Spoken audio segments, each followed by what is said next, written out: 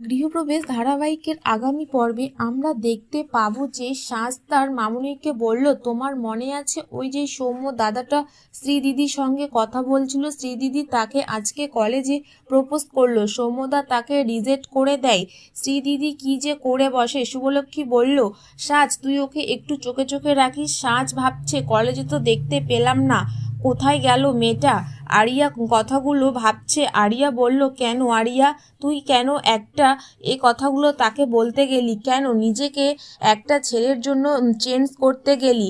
যার কাছে তোর কোনো ভ্যালুই নেই তাকে নিজের লাইফের সব কিছু কেন বানাতে গেলি? সৌম্য বন্ধু বলল, কেন যে মেয়েটাকে এত কড়া কড়া কথা বলতে গেলি? তুই তো জানিস ভালো করে কলেজে কেউ রাগায় না, তুই কি না গোটা কলেজের এইভাবে ঝেড়ে দিলি?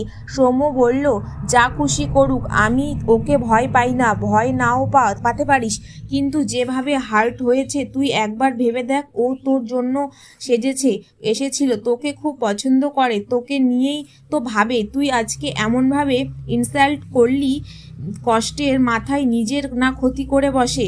আরিয়া ভাবছে, কেউ আমাকে ভালোবাসেনি, ড্যাডও আমাকে সময় দেয়নি, আমার নিজের ফ্রেন্ডসও আমাকে ভালোবাসেনি। আরিয়া বৃষ্টিতে ভিজছিল আর সৌম্য সেখানে ছাতা নিয়ে এসেছে। আরিয়াকে বলল, প্লিজ চলুন। আরিয়া বলছে, কেন যাব? তুমি তো ভালো নাও বাসতে পারো, কিন্তু ফ্রেন্ডলি তো আমরা করতে পারি। সেটাও যদি না করতে পারো তাহলে এখান থেকে চলে যাও, আমি একাই ভালো আছি। জানতে হলে অবশ্যই আমার চ্যানেলটিকে সাবস্ক্রাইব করুন।